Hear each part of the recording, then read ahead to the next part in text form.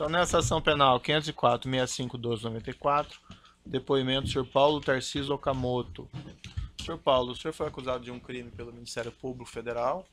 Nessa condição de acusado, o senhor tem o direito de permanecer em silêncio. Se o senhor fizer uso desse direito, isso não lhe traz nenhum prejuízo. Mas é a oportunidade também que o senhor tem de falar no processo. Tudo o que o senhor falar vai ser considerado para o julgamento. O senhor prefere falar ou o senhor prefere ficar em silêncio? Eu prefiro falar, doutor Moura. Senhor Paulo, umas perguntas mais gerais antes de eu indagar especificamente aqui sobre os objetos da acusação. O senhor prefere que eu fale os fatos todos de uma vez só? Eu vou perguntando e o senhor vai respondendo, acho que é melhor, Tá ok. certo? Como o senhor Senhor preferir. Paulo, o senhor foi presidente ou é presidente do Instituto Lula? Sou presidente do Instituto Lula atualmente. Antes chamava Instituto da Cidadania, é isso? Antes chamava Instituto da Cidadania e anteriormente ainda chamava Instituto de Pesquisa dos Trabalhadores. Desde quando que o senhor tem essa posição de presidente do Instituto? Do Instituto Lula, desde a sua fundação em mais ou menos agosto de 2011. Certo. E o senhor permanece sem nenhuma solução de continuidade desde então, nessa posição? Permaneço como presidente do Instituto até hoje. Só para eu ter uma ideia, tem muitos empregados, pessoas que trabalham ali no Instituto, como é que funciona? O Instituto tem cerca de 20 pessoas. 20 pessoas. Tem um pessoal de área de comunicação, 2 pessoas na área administrativa, o pessoal que cuida da copa, limpeza, recepção. E como que o senhor definiria o propósito específico do Instituto? Olha, o Instituto tem um propósito específico muito interessante, né, para o nosso caso. Nossa primeira coisa que a gente se dedica, né, é cuidar do legado do governo do presidente Lula. Nós queremos não só guardar tudo que foi feito em termos de política pública, mas também aperfeiçoar as políticas que foram desenvolvidas no período do seu governo. Além disso, nós trabalhamos em 3 outras iniciativas, né? Trabalhamos uma chamada Iniciativa África, que tem como objetivo levar as boas políticas que a gente acha que a África pode aproveitar em termos de política pública, por exemplo, o programa de produção de alimento, a Fome Zero, né, coisa desse tipo. Também nós trabalhamos com outro projeto de iniciativa com a América Latina. O objetivo também é ajudar na integração da América Latina, aumentar o comércio, criar um grande mercado interno, criar um grande mercado para o Brasil e também para os países da América Latina. E trabalhamos também num projeto muito interessante, que é o projeto Memória, né, que é o Memorial da Democracia. Esse projeto tem como objetivo contar a história das lutas do Brasil, né, do Brasil, a partir da ótica dos trabalhadores, das pessoas que lutaram. Então, contar as várias lutas que aconteceram nesse país, pelas diretas, pela anistia, pelo voto. Esse memorial não tem sede ainda, né? Esse memorial não tem sede ainda, né? Infelizmente, nós conseguimos um terreno, depois talvez a gente pode falar sobre isso, mas o Ministério Público Estadual de São Paulo achou que o Estado não deveria contribuir para preservar a memória, né, do povo brasileiro, e ficou essa batalha até hoje. Certo. O senhor pode me descrever assim, genericamente, as fontes de recurso do Instituto? As fontes de recurso do Instituto Lula é basicamente doações, né, doações de empresas privadas. Esse é um modelo que a gente percebe que esse é um modelo adotado no resto do mundo, principalmente nos Estados Unidos, né? Tivemos a oportunidade de conversar com algumas fundações ligadas a ex-presidente dos Estados Unidos, também com outras fundações. Estudamos um pouco também como é que funcionam as fundações, a universidade nos Estados Unidos e dos seus museus, e a gente então adotou essa política de pedir contribuições para entidades privadas, né, como forma de ter um pouco de responsabilidade social, contribuir com a cultura do país, contribuir com a cidadania. Essas doações, elas são formalizadas, contabilizadas? Todas as doações são formalizadas, né? Elas vêm através de depósito em conta, transferência eletrônica, é feito o recibo, pagamos o imposto estadual pela essa contribuição, que no estado de São Paulo tem um imposto sobre doações, esse imposto é recolhido, tudo certinho, contabilizado e tudo mais. Certo. Agora, indo especificamente aqui para o objeto da denúncia, a parte da acusação contra o senhor se limita à questão aqui do transporte e do armazenamento dos bens que eram do arquivo pessoal, ou bens pessoais também do ex-presidente Luiz Inácio Lula da Silva, pela empresa Graneiro, e também armazenamento pela Graneiro O senhor pode me descrever circunstancialmente, mas também com alguma síntese, como isso aconteceu? Doutor Maurício, aconteceu na seguinte forma. No final de 2010, eu era presidente do SEBRAE. Né? E como presidente do SEBRAE, estava lá, já estava terminando meu mandato, eu recebi uma ligação, acredito que seja do Gilberto Carvalho, que era chefe de gabinete do presidente da República, me pedindo o seguinte: Paulo, você está lá no Instituto Cidadania, naquela época já chamava Instituto Cidadania, que eu era diretor também do Instituto Cidadania.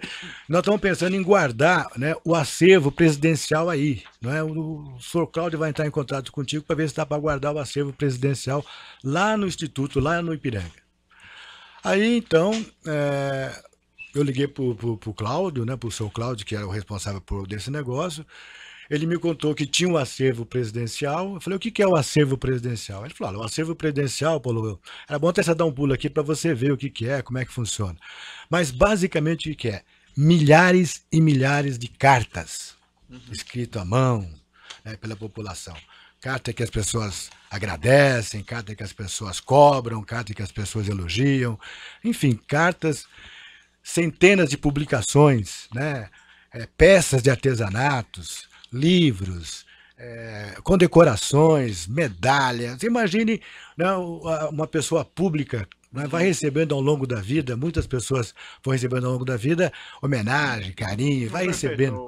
Até já está descrito no Descrito. processo os bens. Mas tudo, isso é né? muito. Então, que eu estou exagerando um pouquinho, porque muitas vezes fala bens do presidente. Então, esses bens são essas coisas. Sim, não, é, sim. não é, por exemplo, uma Ferrari, não é um quadro, né? É bens que nós estamos falando é sobre sentido. Por isso que eu estou exagerando um pouco aqui na explicação.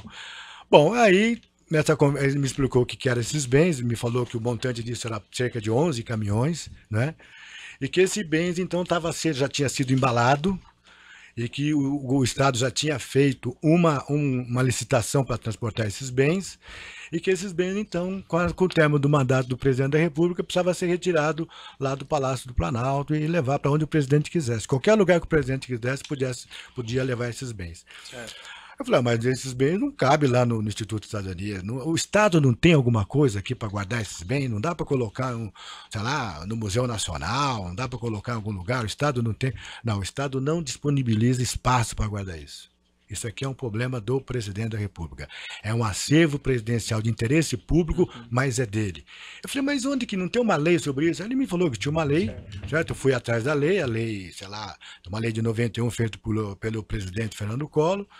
E essa lei, né, mostrava que realmente podia levar esses bens, todo esse material embora, e que a gente poderia contar, inclusive, com assistência técnica, né, tanto do Museu Nacional, do Arquivo Nacional, da Fundação Nabuco, enfim, de todos os órgãos de cultura que o país tinha, podia dar o suporte para poder arquivar, para poder ajudar nesse negócio. E até a iniciativa privada podia ajudar, né, nesse processo. Bom, eu tive um problema, não é? Qual que era o meu problema? Meu problema é que, final de ano, já acabando o meu mandato, acabando o mandato do presidente, como é que faz? Eu orcei lá em Brasília, como eu tinha construído a sede do SEBRAE, eu tinha guardado os móveis do SEBRAE num armazém lá, eu orcei para ficar lá em Brasília. Aí eu orcei, até que ficava um preço razoável, mas precisava pagar, alguém precisava pagar. E eu não tinha condição de pagar isso, nem o Instituto de Cidadania na época tinha condição de pagar isso. Aí então resolvemos trazer para São Paulo, porque depois para pagar o transporte para São Paulo seria mais caro. Aí eu, entrando em contato com a Graneira, ele falou: eu estou com dificuldade de achar um local para colocar isso nesse momento, não sei como é que eu vou fazer, vocês não podem. Aí ele falou: não, mas nós temos condições de guardar esses bens aqui. Aí eu falei: vocês têm condições? Tem. Aí eu peguei, fui visitar lá o local, vi lá que eles tinham os contêineres preparados para receber esse material. Na ocasião também eu já tinha recebido a informação que tinha parte do acervo que precisava ser climatizado, né, porque senão ia estragar, que era fotografias, DVD, as mídias. E também recebi a informação que parte desse material tinha sido encaminhado para o Banco do Brasil. Né? Que o problema, o que está encaminhado do Banco do Brasil? São as coisas que a gente considera que tem mais valor. Eu falei, mas o que vocês consideram que tem mais valor? Na verdade, não são coisas tão valiosas. Na maioria delas são placas, sabe, placas comemorativas de pessoas que dão, né? Pessoas, entidades, muitas plaquinhas, medalhas, essas coisas todas. Presentes até de viagem que o presidente faz para fora do país. Bom, aí eu falei para eles, olha, eu não consegui achar ainda um lugar para ficar isso. Vocês, né, quanto que ficaria para guardar isso aí? Eles me mandaram um orçamento. E eu deixei, então, um orçamento que gerava em torno de R$ 25.000, né, para guardar tudo. E eles exigiram que para fazer um contrato precisaria, tipo assim, o Instituto de Cidadania precisava ter um imposto fiscal que declarar, né, que constasse que ele tinha aporte para suportar essas despesas. Isso não tinha no momento, o Instituto de Cidadania estava praticamente desativado, portanto, no seu balanço não suportava essas responsabilidades financeiras. 25 mil por mês, senhor. Por mês, 25 mil por mês no total, né?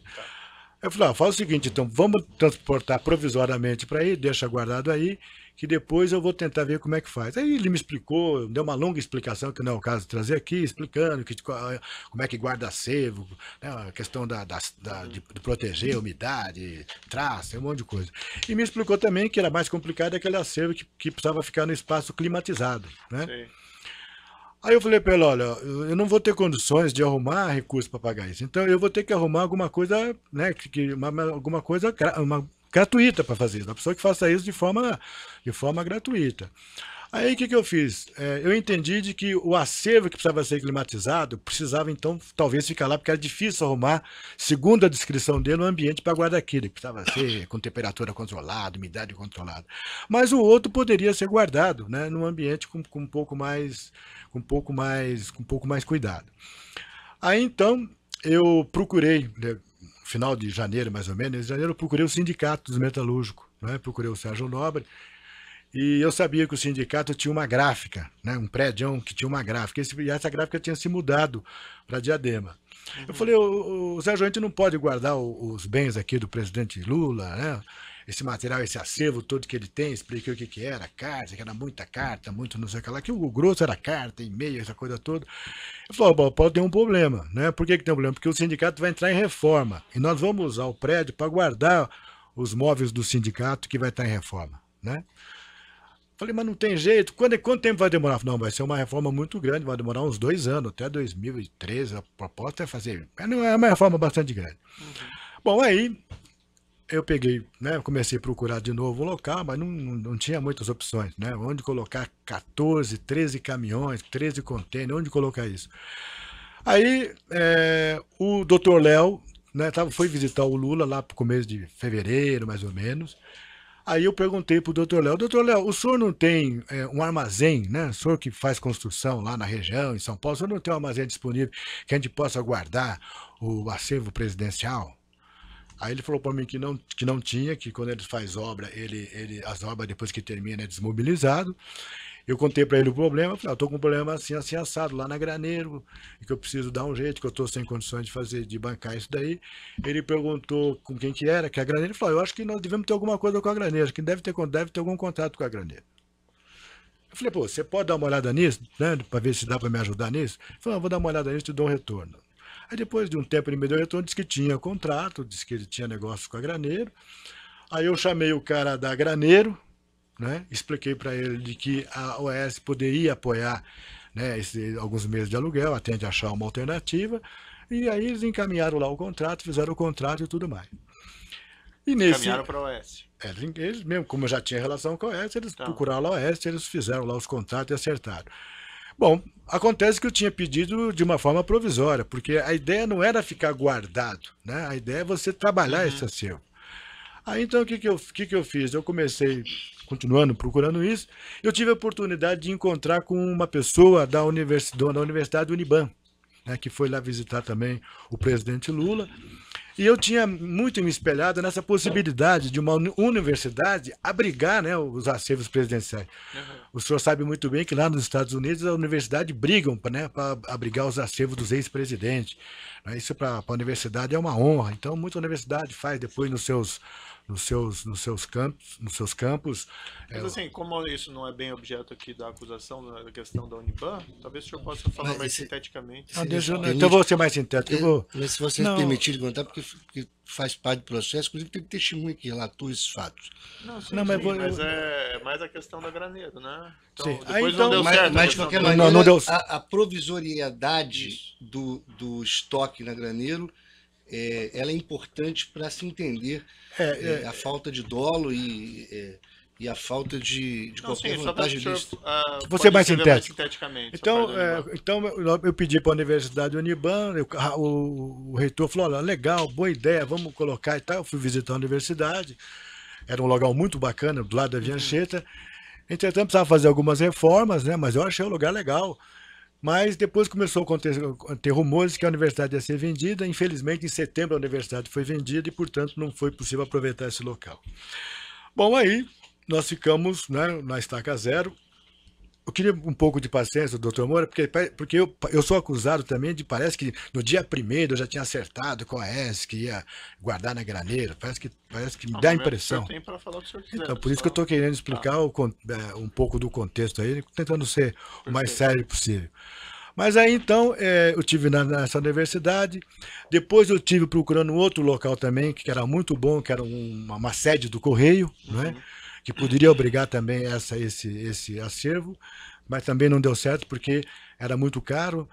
Aí depois nós tivemos uma ideia de procurar o prefeito de São Paulo. Nós achamos o seguinte, falou, puxa, acho que esse museu, esse espaço, era legal tentar conseguir um espaço público que tivesse acesso a muita gente e tal. E como havia vontade do governo de São Paulo de pegar aquela região da Cracolândia e transformar num espaço cultural, eu peguei e fui, né, conversar com o prefeito Kassab, que falou, tudo bem, eu acho que é legal mesmo, vamos fazer e tudo mais, mandou uma lei para a Câmara, a lei foi aprovada na Câmara, mas depois o Ministério Público do Estado de São Paulo começou a entrar contra essa decisão da Câmara, dizendo que não poderia apoiar uma iniciativa privada, enfim. Então, isso também acabou atrasando essa provisoriedade, resolver essa provisoriedade. Chegando, então, já no final de 2012, mais ou menos, que a gente viu que o negócio não andava de jeito nenhum, porque toda hora o Ministério Público colocava um senão, eu também voltei a procurar o espaço, chegamos aí numa casa ali perto do Instituto, que era boa também, mas era tombada, dava um trabalho muito grande. Depois, de novo, procurei uma escola muito boa também, né, que era uma universidade muito boa, mas era muito grande, também o valor era muito alto do aluguel. Bom, o fato é que não se resolveu esse problema e esse material acabou depois, né, voltando para o sindicato, no lugar que inicialmente eu queria colocar. E como é que ele volta para o sindicato? A Graneiro, ela manda uma carta dizendo que não tinha mais interesse em abrigar esse material. Ela manda uma carta para o Instituto ou para a OS? Ela manda uma carta para o Instituto, pedindo, não tem mais interesse em ficar com esse material aqui, se vocês podem retirar e tal. Vamos colocar bem, correr o material do sindicato. Isso foi aproximadamente quando o senhor... Foi em 2015. 2015.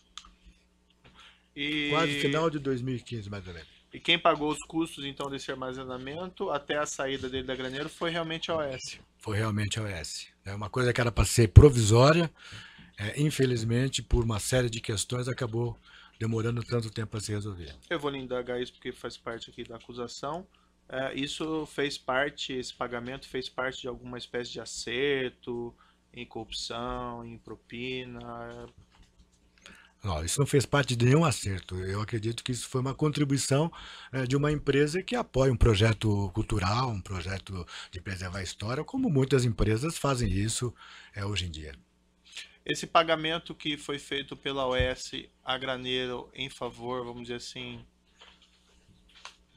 vocês podem dizer, do Instituto Lula, isso foi objeto de algum registro dentro do Instituto Lula, de contabilizar alguma coisa assim? Não, porque na verdade podia ter contabilizado como apoio indireto, mas como quem pagava era o OAS e quem recebia era Graneiro, né, nós fomos apenas beneficiários como esse material que está lá no Banco do Brasil. Né? Como é que fica contabilmente? Esse material está lá apoiado pelo Banco do Brasil, guardado lá. Também aí não tem o pagamento. Não tem contrato, não tem recurso, então apoio do Banco do Brasil, que apoia tantos projetos culturais, a preservação da memória de uma parte da história do Brasil. Perfeito, as alegações jurídicas são essas. O Ministério Público tem pergunta? Sim, excelência. Boa tarde, senhor Paulo.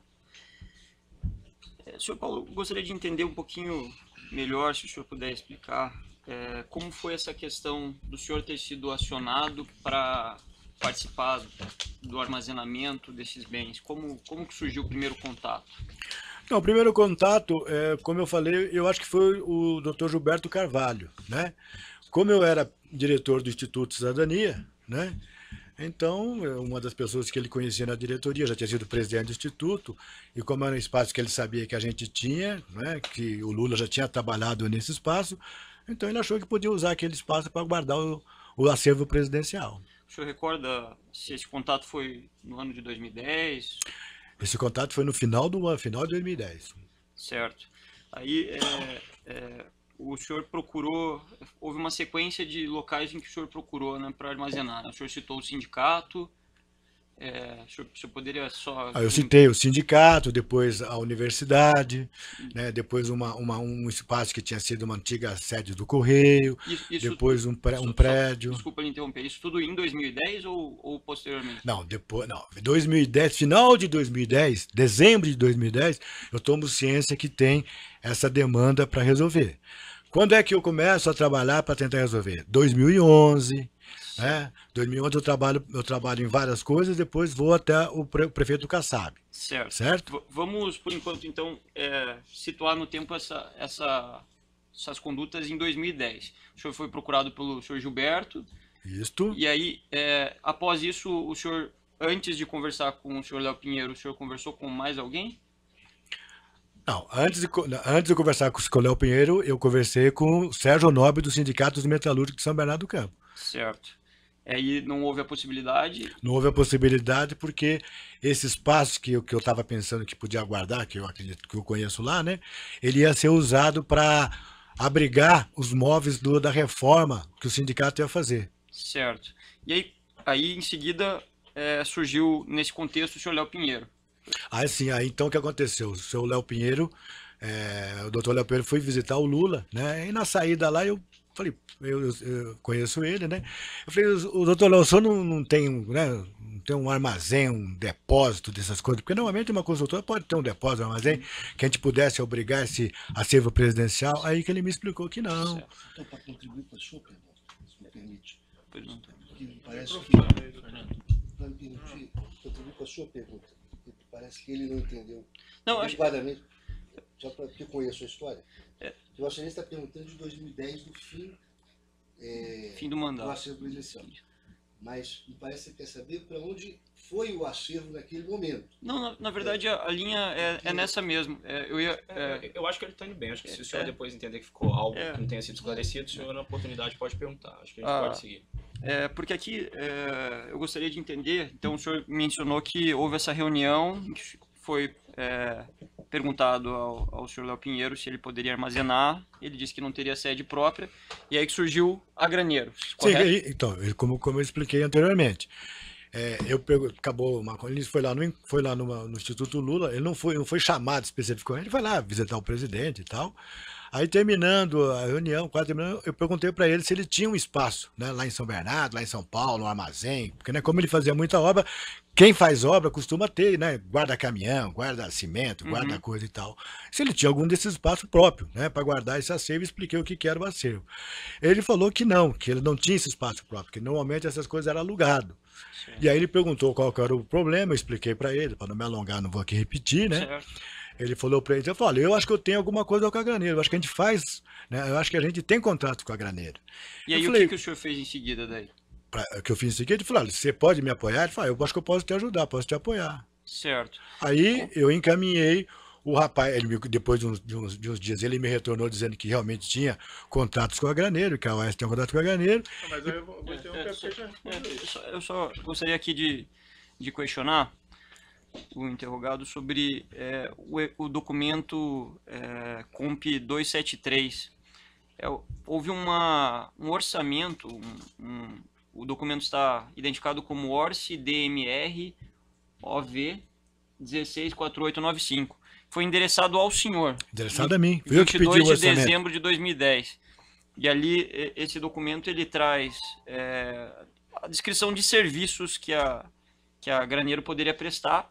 E na folha 15, ele cita os bens a serem armazenados em 2 lotes. Lote 1, documentos pessoais gerais que compõem o acervo político, cultural e pessoal. Objetos tipo presentes que compõem o acervo político, cultural e pessoal. E o lote 2, mídias e áudio que compõem o acervo político, cultural e pessoal. O senhor recebeu, então, esse orçamento, o senhor, e não a OAS? Sim, porque anteriormente, né, eu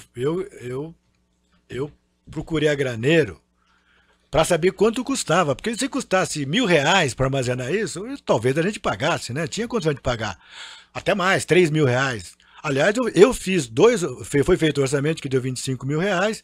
Eu, como fui informado de que o acervo climatizado precisava ficar lá, porque precisava, né? Onde que eu ia achar um lugar que tivesse controle de umidade, controle de temperatura, controle de tempo em tempo, tirar os ratos de lá, tirar as traças. Né? Só na Graneiro que eu podia achar. O outro era mais fácil de achar. Então eu fiz 2 contratos. Um contrato que eu pretendia ser provisório, porque eu queria levar esse material para outro lugar, e outro contrato eu fiz no meu nome. Então os 2 orçamentos foi para mim, porque eu fiz, né? Não foi nem para o Instituto Cidadania, porque a Graneiro queria saber quem ia pagar, né? Então foi eu que fiz, e fiz o contrato desse jeito que eu acabei de falar aqui. Então não foi o senhor Léo Pinheiro que recebeu esse orçamento no âmbito de um contrato da OAS, primeiramente? Não, eu pedi o orçamento, né, para mim, certo? Para saber quanto custaria isso. Certo. Aí depois que eu fiquei sabendo que era muito caro, não tinha como pagar, e procurei o apoio. Como que era essa questão dos preços? O que foi definido para esses 2 lotes? Esse lote de 4.500, 4.700 era a parte do acervo que precisava ter climatizado. E então, o outro é só questão de preço mesmo? O outro era muito maior, porque o acervo do presidente é muito grande. Mas acho que o pessoal já viu, é muita carta da população que a gente acha, pô, isso não tem valor. Mas o senhor tinha dimensão de preço desse lote? Não, é 21 mil, esse é o valor que ficou, 20 mil e uns quebrados, acho. Certo. E aí quando o senhor viu que esse valor era um valor elevado para o Instituto à época, ou o Instituto Cidadania à época, o que o senhor fez? O senhor procurou novamente o senhor Léo Pinheiro? Não, quando eu percebi que o Instituto, que era caro, né, primeiramente eu procurei o sindicato. Certo? Claro, no sindicato dá para guardar isso aí, então procurei o sindicato. Aí o sindicato me apresentou aquele problema que eu já falei anteriormente. Mas isso o senhor não disse que seria antes de procurar o senhor Léo Pinheiro que aconteceu essa coisa? Antes de procurar o senhor Léo Pinheiro, na verdade... Mas é que o senhor já tinha recebido o orçamento, já tinha conversado com o senhor Léo Pinheiro, né? Eu recebi o orçamento em dezembro... Eu vou esclarecer... É justamente isso que a gente está tentando entender. Doutor, eu só estou querendo entender, ele pode nos... Perfeito, doutor. Então vou reformular a pergunta. Vamos situar cronologicamente no tempo. Doutor, doutor, deixa eu... Claro, serei. Então vamos fazer o seguinte. Para responder adequadamente. Doutor, deixa o Ministério Público perguntar e ele responde. Pronto. Doutor, a nossa intenção é de saber exatamente o que aconteceu, então vamos lá. Vamos reformular a pergunta. O senhor citou 3 eventos. Uma conversa com o senhor Léo Pinheiro, na qual uma reunião onde foi aventada a possibilidade da OAS armazenar, uma conversa com o sindicato, onde foi aventada a possibilidade do sindicato armazenar, e uma segunda oportunidade, que o senhor falou que fez um orçamento com a Graneiro, ficou um custo elevado, e aí aí que eu pergunto, o que aconteceu? O senhor poderia situar essas 3 oportunidades? Então vou recapitular. Dezembro de 2010, final do governo Lula, certo? O presidente tem que sair do governo, sair do palácio, tem que levar o seu acervo presidencial. Muito bem. Isso, dezembro. Certo? Em dezembro, final de dezembro, em meados do mês de dezembro, eu recebo essa notícia e faço alguns orçamentos. Em Brasília, certo? E depois em São Paulo com a Graneiro, certo? Dezembro. Recebo esse orçamento já no finalzinho de dezembro, sei lá, dia 20 e tantos de dezembro. Tá certo? Bom, com o orçamento na mão, eu percebi que eu tenho um problema para guardar isso, certo? Porque eu não tenho recursos para pagar isso. Então, como é que eu resolvo isso? Como é que eu resolvo isso? Final de ano, certo? Todo mundo já de férias e tal. Mas eu tinha gravado, eu acho que lá no sindicato dá para resolver isso. Mas já era final de férias, certo? O acervo veio para São Paulo em 8 de janeiro. 8, 9 de janeiro, não foi de 2011, certo?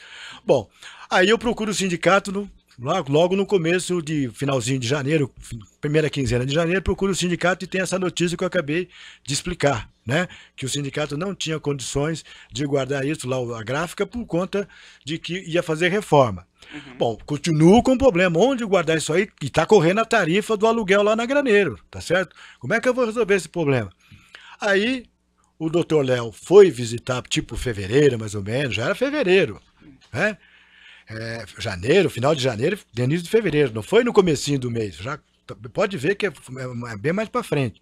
Aí o doutor Léo foi lá visitar, aí me surgiu a ideia de pedir para ele, né, se ele não tinha um espaço para obrigar esse acervo lá, até descobrir onde eu ia colocar esse negócio, tá certo? Aí ele explicou que não, explicou que tinha contrato com a Graneiro. Aí eu falei para ele, o senhor pode apoiar esse negócio? Ele falou, deixa que eu vou dar uma olhada nisso, eu vejo. Aí ele falou para mim que tinha um contrato com a Graneiro. Eu cheguei para a Graneiro, falei, olha, lá a OS você já tem contrato, procura a OS lá, que eles vão apoiar culturalmente a manutenção desse acervo durante um tempo e até tentar achar uma saída. Porque a ideia original não era ficar guardado, a ideia original era poder trabalhar esse acervo. Não interessa nada ficar um acervo guardado de 50 anos. Certo, eu vou interromper aqui pelo tamanho do obra. Perfeito. Pode interromper.